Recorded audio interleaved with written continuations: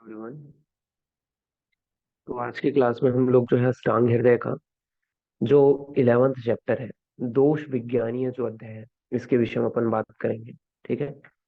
तो दोष विज्ञानीय जो अध्याय है, इस अध्याय के अंतर्गत जो दोष है, ठीक है, जो आपके त्रिदोष है उनके विषय में जो वर्णन है वो यहाँ पे आपका किया गया है। स्टार्ट करते हैं अपन लोग ये चैप्टर।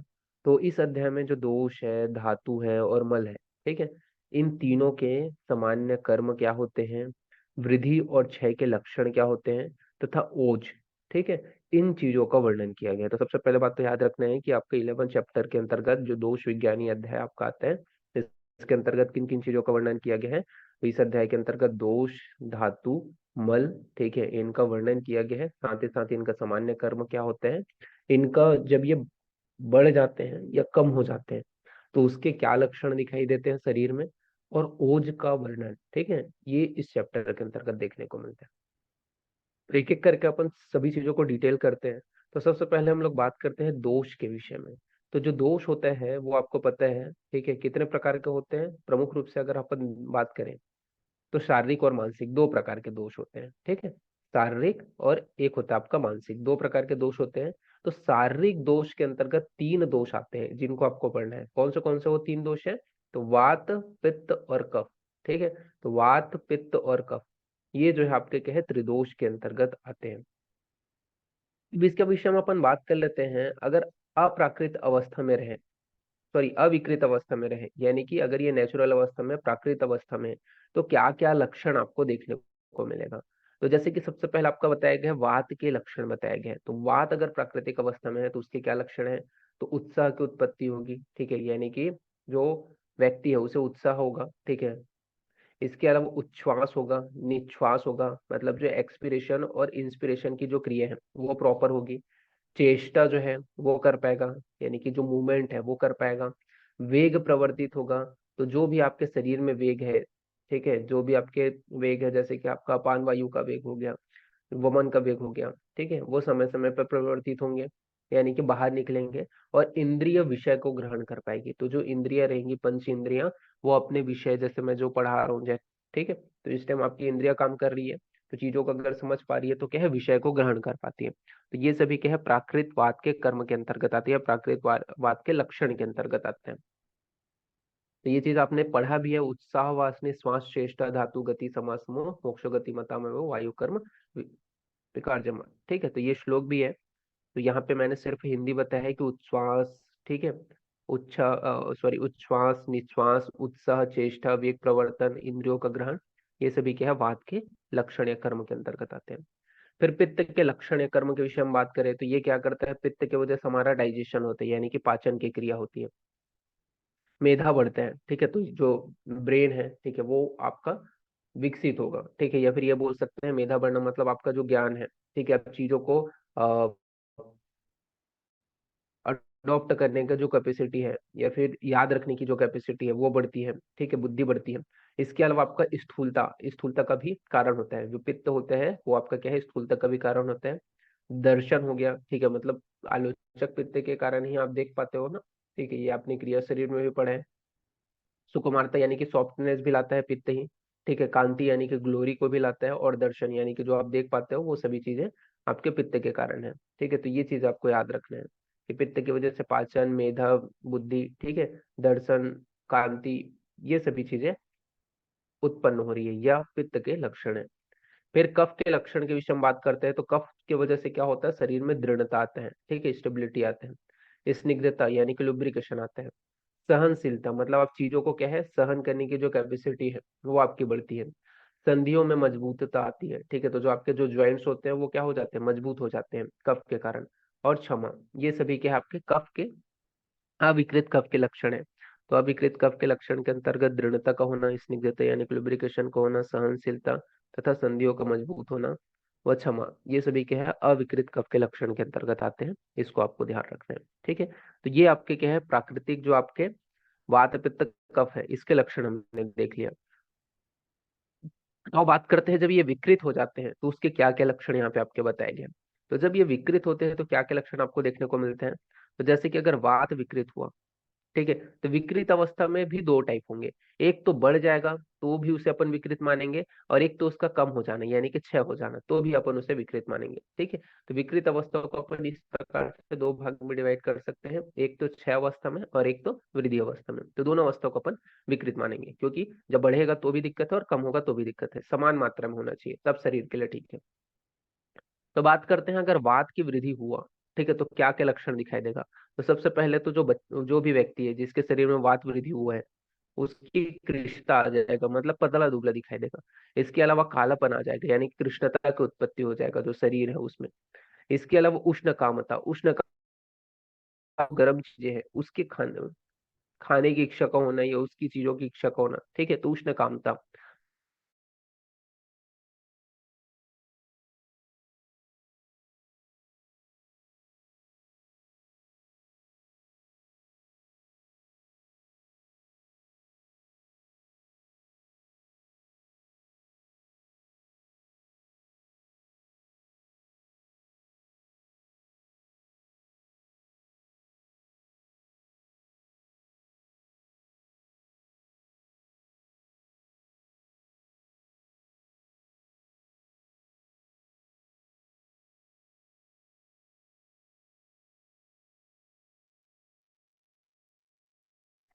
ये सभी क्या है, आपके वात वृद्धि के लक्षण है।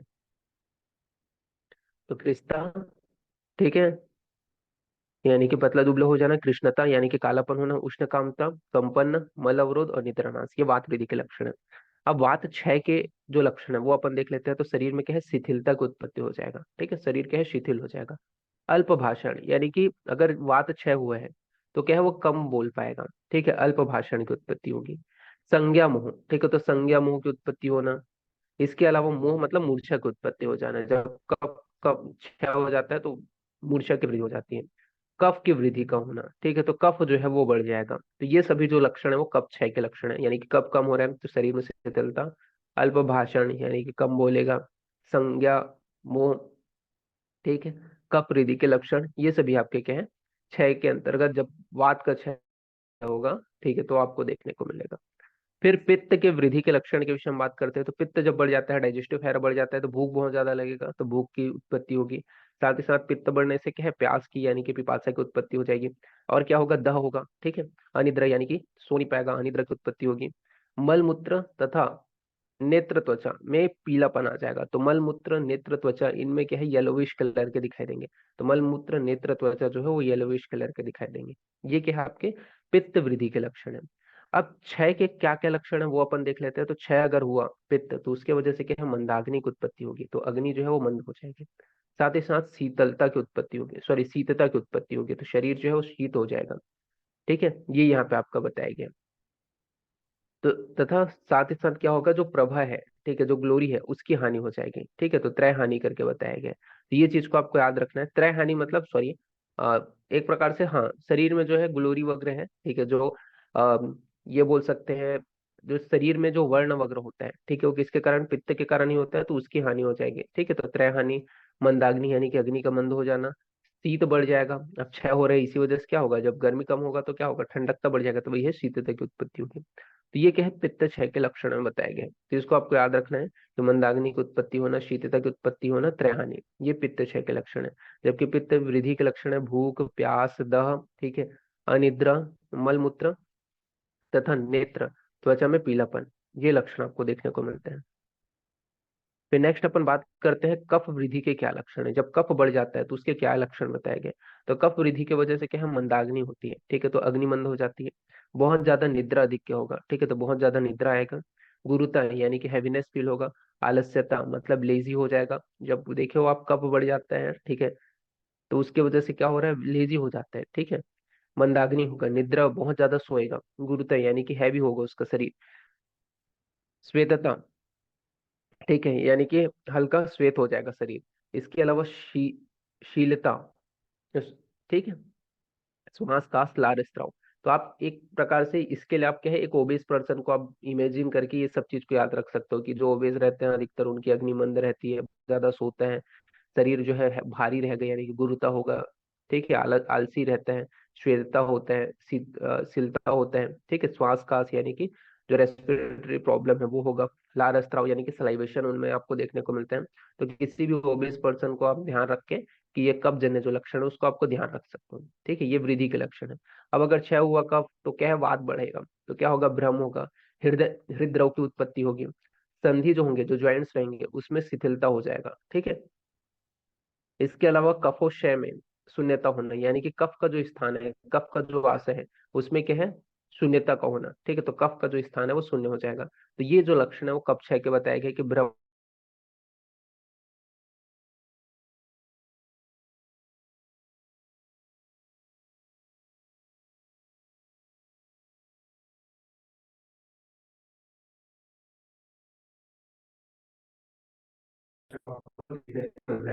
इसको आपको विशेष रूप से ध्यान रखना है, ठीक है। इसके बाद में इसका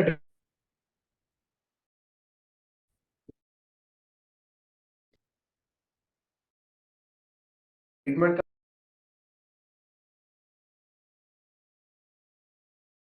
इसके ट्रीटमेंट के बारे में अपन बात करते हैं तो उसको अपन देख लेते हैं।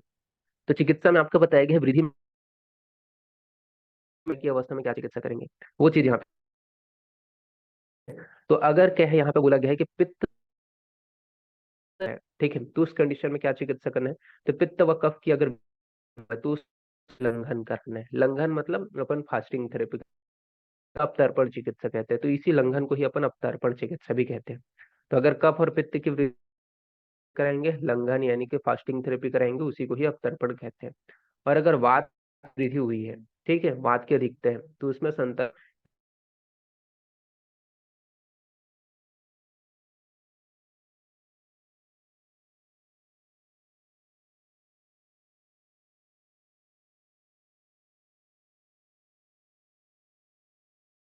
जो एसेंशियल जो न्यूट्रिशन है वो प्रोवाइड करेंगे, ठीक है। तो वात की वृद्धि होने पर संतर्पण में विहरण चिकित्सा कराते हैं, ठीक है। ये क्या है, वृद्धि की अवस्था में चिकित्सा। तो इससे एमसीक्यू बेस्ड क्वेश्चन में पैटर्न आपके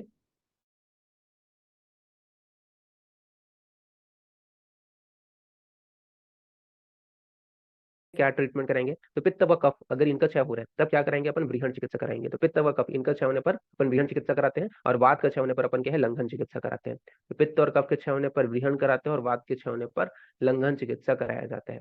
तो इसको आपको विशेष रूप से ध्यान रखना है, ठीक है, कि क्या जो चिकित्सा प्रक्रम है वो यहाँ पे आपका बताया गया है। ओके, नाउ नेक्स्ट अपन आगे बढ़ते हैं फिर। नेक्स्ट अपन आगे बढ़ते हैं तो धातु जो है, ठीक है, धातु तथा धातुएं जो किसको बोलेंगे, धातुएं किसको बोलेंगे, ठीक है, उसके विषय में यहाँ पे आपका बताया गया है। तो धातु किसको बोलते हैं उसके विषय में अपन यहाँ पे बात करने से पहले मैं इस नोट्स का आप लोग को पासवर्ड बता देता हूँ, ठीक है। तो इस नोट्स का आपका पासवर्ड रहेगा यहाँ पे 1AS11, ठीक है। इससे ये पीडीएफ आपको ओपन हो जाएगा, कैपिटल में आपको ऐसे ही टाइप करना है। फिर धातु तथा धातुओं के विषय में बताया गया। धातु किसको बोलेंगे, तो जो शरीर का धारण करे, ठीक है, तथा पोषण करे, उसे अपन क्या बोलेंगे, धातु कहेंगे। तो धारणात् धातुआ, जो शरीर का धारण करे, ठीक है, उसे अपन धातु कहते हैं। इसके अलावा साथ ही साथ धारण और पोषण दोनों करता है, उसे अपन धातु कहते हैं। आपको पता है धातु के कितने टाइप है, तो 7 प्रकार के होते हैं धातु। कौन से हैं, तो रस, रक्त, मांस, मेद, अस्थि, मज्जा, शुक्र, ये 7 आपके धातु है। तो रस, रक्त, मांस, मेद, अस्थि, मज्जा, शुक्र, ये क्या है, आपके सप्त धातुओं के विषय में बताए गए। अब इनके प्राकृतिक कर्म के विषय में बात करते हैं, ठीक है। अगर ये प्राकृतिक अवस्था में रहे तो शरीर में कौन से फंक्शंस को करेंगे, उसके विषय में अपन बात कर लेते हैं। तो प्राकृतिक अवस्था के विषय में बताया गया है। तो प्राकृतिक अवस्था के जो लक्षण है वो यहाँ पे आपके बोले गए हैं। जैसे कि अगर रस जो है, रस क्या करता है, प्रीरण का काम करता है, ठीक है। तो शरीर में क्या है, प्रीरण का जो काम है वो रस करता है। रक्त क्या करता है, जीवन देते हैं, तो आपको पता है, ठीक है, जब ब्लड रहता है तभी आप जीवित रहते हो, तो जीवन का काम करते हैं। मांस जो है वो लेपन का काम करता है, ठीक है, एक प्रकार से हीलिंग प्रोसीजर है, ठीक है। तो मांस जो है लेपन का काम करेगा। मेद जो है वो लुब्रिकेशन यानी कि स्नेहन का काम करेगा, ठीक है। तो मेद जो है वो स्नेहन का काम करेगा।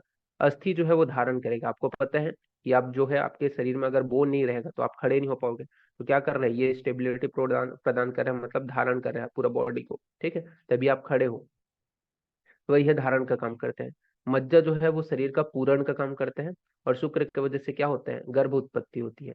तो ये जो काम है ये विशेष रूप से इंपॉर्टेंट है, प्राकृतिक जो कर्म है। तो रस प्रीरण का काम, रक्त जीवन का काम, मांस लेपन का काम, मेद स्नेहन का काम, अस्थि धारण का काम, मज्जा पूरण का काम, और शुक्र जो है वो गर्भोत्पादन का काम करता है। ये विशेष रूप से ध्यान रखना है।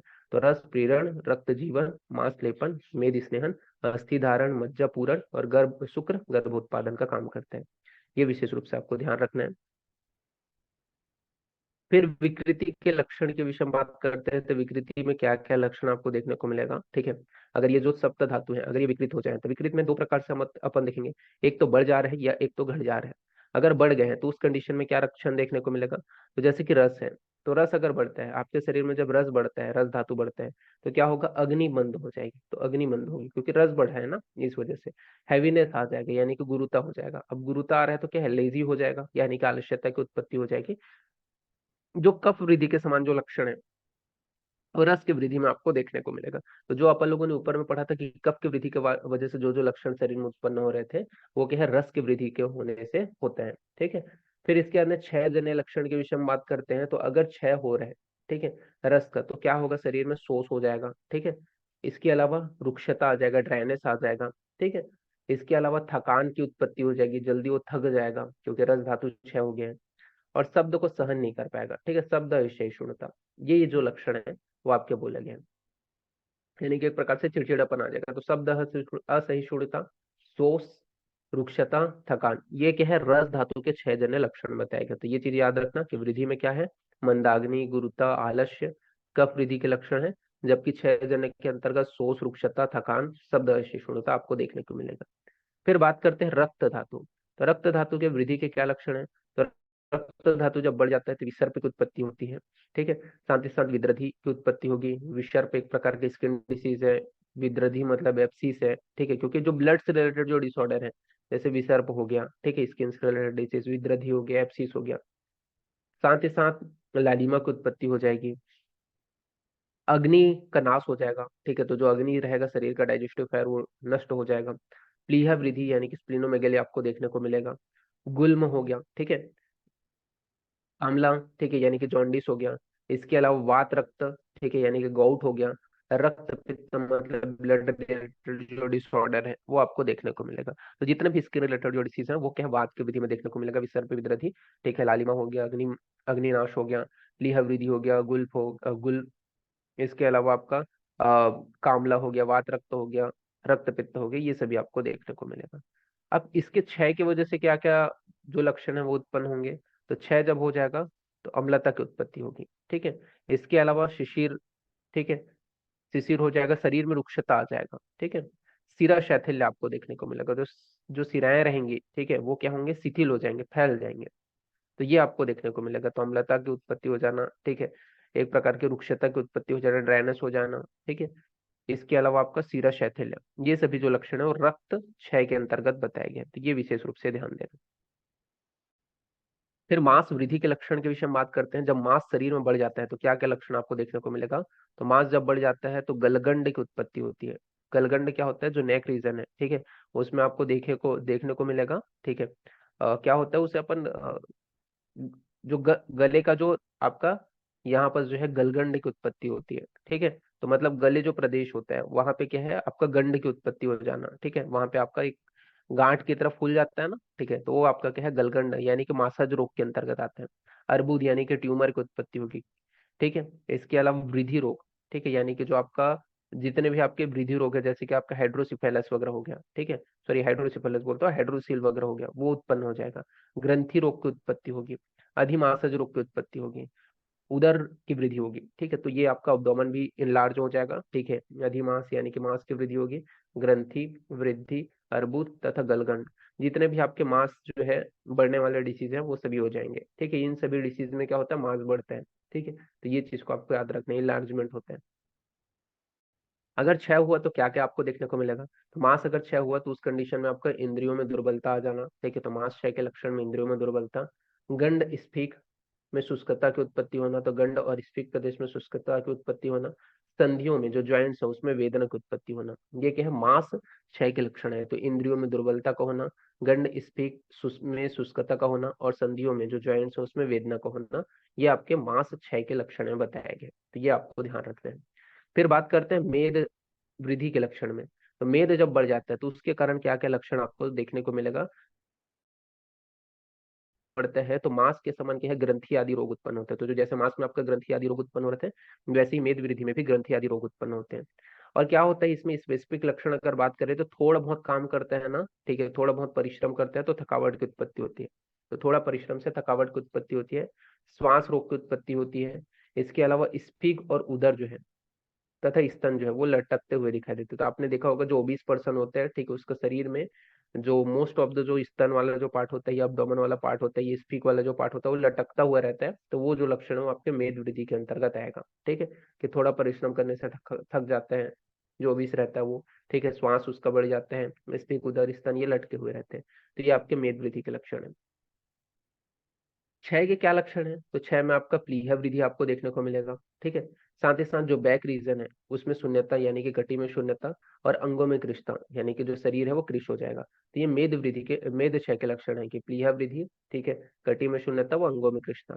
फिर अस्थि के विषय में बात करते हैं। जब अस्थि बढ़ जाते हैं, ठीक है, तो अस्थि के बढ़ने से, सॉरी, अस्थि धातु के बढ़ने से क्या होगा, तो अधिअस्थि यानी कि अस्थि के ऊपर अस्थि को गुना अधिअस्थि, अधिदंत, ठीक है, यानी कि दंत के ऊपर दांत को गुना तो अधिदंत, आधे दंत और अधि अस्थि की उत्पत्ति होना। अब इसमें अगर क्षय हो रहा है अस्थि तो उसमें क्या क्या देखने को मिलता है, तो अस्थि वेदना यानी कि अस्थियों में जॉइंट्स में वेदना होगा। नख केश व दांत का गिर जाना, तो नख केश व दांत का गिर जाना ये क्या आपका देखने को मिलता है। तो अगर अस्थि क्षय हुआ तो अस्थि में वेदना होगा, ठीक है, जो आपके अस्थि ये बोन्स है उसमें नख और केश तथा दांत का गिर जाना, ये अस्थि क्षय के लक्षण बताए गए। फिर मज्जा के विषय में बात करते हैं। तो मज्जा जब बढ़ जाता है तो क्या होगा, नेत्र व अंगों में गुरुता होगा। तो नेत्र है, ठीक है, और अंग है, वहां पे हैवीनेस यानी कि गुरुता होगा। पर्वों में स्थूलता की उत्पत्ति होना, जो पर्व है वहां पे स्थूलता होना। तथा यहाँ पे आपका बोला गया है, सॉरी, इस पर्वों में स्थूल मूल वाली जो, सॉरी, पर्व जब हो जाते हैं स्थूल मूल वाला हो जाते हैं, ठीक है, जो आपके पर्व प्रदेश है वो स्थूल मूल वाले हो जाते हैं तो असाध्य होते हैं। तो ये यहाँ पे आपका बताया गया कि नेत्र व अंगों में हैवीनेस यानी कि गुरुता, जो पर्व रीजन है वो क्या है, जब मोटे हो जाते हैं, ठीक है, उनका जो मूल है वो मोटा हो जाता है, स्थूल हो जाता है तो असाध्य होते हैं। ये यहाँ पे आपका बताया गया। अब जो मज्जा है उसके क्षय के लक्षण बताए गए हैं। तो भ्रम की उत्पत्ति होना यानी कन्वर्जन होना, ठीक है। इसके अलावा अस्थि में शौशेर्यता की उत्पत्ति होना, तो बोन जो है वो शौशेर्य हो जाएंगे, मतलब एक प्रकार से ये बोल सकते हैं कि जल्दी वो टूटने लगेंगे, ठीक है, उनकी डेंसिटी जो है ना वो कम हो जाएगी। तो अस्थि शौशेर्यता, आंखों के सामने अंधकार का आना, ठीक है, तो आंखों के सामने अंधकार का आना, ये सभी जो लक्षण है वो क्या है आपका मज्जा क्षय के अंतर्गत बताया गया है। ठीक है, तथा साथ ही साथ जो है फुंसियों की उत्पत्ति होती है, ये मज्जा वृद्धि में बताया गया था। फिर इसके अंदर शुक्र के विषय में बात करते हैं। तो शुक्र वृद्धि की लक्षण क्या है, तो शुक्र जब बढ़ जाता है तो क्या होगा, अतिकांता, ठीक है, यानी कि मैथुन करने की बहुत ज्यादा इच्छा होगी, और शुक्र अस्मरी की उत्पत्ति हो सकती है। ठीक है, तो ये अस्मरी रोग यानी कि स्टोन से रिलेटेड भी प्रॉब्लम हो सकते हैं, और अत्यधिक स्त्री की कामना, ठीक है, तो ये शुक्र वृद्धि के लक्षण है। अब शुक्र क्षय हो गया तो उसकी वजह से क्या होगा, तो क्या होगा, शुक्र जो है वो देर से आएगा, ठीक है। इसके अलावा रक्त का जो है आना, ठीक है, तो शुक्र के साथ में क्या है, रक्त का आना। तो ये जो लक्षण है वो आपको शुक्र क्षय के अंतर्गत देखने को मिलते हैं। बात कर लेते हैं इसमें ट्रीटमेंट क्या कराएंगे, चिकित्सा क्या कराएंगे, ठीक है, पेशेंट को। तो पेशेंट को चिकित्सा में अपन जो रस क्षय अगर हुआ है, ठीक है, तो उस कंडीशन में अपन वृहण चिकित्सा कराएंगे, ठीक है, यानी कि ऐसे भोजन उसे कराएंगे जिससे, या फिर ऐसे प्रोसीजर उसके शरीर में कराएंगे जिससे रस जो धातु है वो बढ़े। ठीक है, अगर रस की वृद्धि हुई है, बढ़ गया है, तो उस कंडीशन में लंघन चिकित्सा यानी कि फास्टिंग थेरेपी कराना है। ठीक है, तो ये रस के लिए हो गया। तो फिर रक्त के लिए क्या बताया गया है, तो रक्त के लिए अपन क्या है, जो ब्लड है, इनप्योर ब्लड है, उसको बाहर निकालेंगे। तो रक्त स्त्राव के द्वारा अपन इनप्योर इनप्योर जो ब्लड है उसे बाहर निकालेंगे अगर बढ़ा हुआ है तो, तथा विरेचन कराएंगे। ठीक है, तो विरेचन के द्वारा या फिर रक्त स्त्राव के द्वारा अपन जो इनप्योर ब्लड है उसे बाहर निकालेंगे। तो ये यहाँ पे आपको बताएंगे। अगर क्षय हुआ है रक्त तो उसमें भी अपन वृहण चिकित्सा कराएंगे, ठीक है, मतलब ऐसे आहार विहार कराएंगे जो रक्त को बढ़ाए। इसी प्रकार अगर मांस की वृद्धि हुई है तो उसमें अपन शस्त्र के द्वारा, क्षार के द्वारा या अग्नि के द्वारा, ये क्या है, सर्जिकल प्रोसीजर है, शस्त्र क्षार अग्नि। ठीक है, तो इस सर्जरी के द्वारा अपन जो बढ़ा हुआ जो मांस है, ठीक है, उसको अपन काटेंगे या क्षार कर्म वगैरह करके या शस्त्र कर्म करके या अग्नि कर्म करके उसे बाहर निकालेंगे। ठीक है, अगर बढ़ा हुआ है, वृद्धि हुआ है मांस वृद्धि तो, ठीक है। लेकिन अगर कम है तो उस कंडीशन में वृहण चिकित्सा कराएंगे, यानी कि क्षय की अवस्था में वृहण चिकित्सा कराएंगे। इसी प्रकार मेद वृद्धि हुआ है तो उस कंडीशन में अपन क्या करेंगे, लंघन चिकित्सा कराएंगे। ठीक है, ये यहाँ पे आपका बताया गया है। तो मेद वृद्धि में अपने को क्या करना है कि लंघन, फास्टिंग थेरेपी कराना है। इसके अलावा अगर क्षय हुआ है तो उसमें वृहण चिकित्सा कराएंगे। इसी प्रकार अस्थि में आपका बताया गया है कि पंचकर्म वस्ती का प्रयोग करेंगे, तो पंचकर्म तथा वस्ती का प्रयोग करने के विषय में अस्थि अगर बढ़ा हुआ है तो उसमें बताया गया है, ठीक है। यहाँ पे कोई सर्जिकल प्रोसीजर नहीं बताया गया, इसको ध्यान रखना। अष्टांग में क्षय की अवस्था में क्या करेंगे, तिक्त द्रव्यों से वस्ती, दूध व घृत का प्रयोग करेंगे। तो तिक्त द्रव्य, ठीक है, तथा वस्ती दूध, तिक्त द्रव्यों से वस्ती दूध, ठीक है, इसके अलावा घृत का प्रयोग करने के विषय में बताया होता है, ठीक है। यानी कि यहाँ पे तिक्त द्रव्यों से अपन वस्ती देंगे अगर क्या है, अस्थि अगर क्षय हुआ है तो, और दूध और घृत का प्रयोग करेंगे। मज्जा अगर वृद्धि हुआ है, मज्जा बढ़ गया है, तो लंघन यानी कि फास्टिंग थेरेपी कराएंगे। और क्षय की अवस्था में मधुर तिक्त अन्न का प्रयोग करेंगे, शोधन मैथुन तथा मध्य का प्रयोग करेंगे। तो मधुर तिक्त अन्न, शोधन मैथुन और मध्य का प्रयोग करेंगे अगर मज्जा क्षय हुआ है तो उस कंडीशन में। तो इस प्रकार से यहाँ पे वर्णन किया गया। तो इस प्रकार से यहाँ पे आपका ट्रीटमेंट वगैरह बताया गया है। ओके, यहाँ पे अपन फर्स्ट पार्ट जो है वो उसको एंड करते हैं। नेक्स्ट जो पार्ट होगा इसमें इसके आगे देखेंगे। ओके, तो अभी के लिए इतना ही। Thank you class.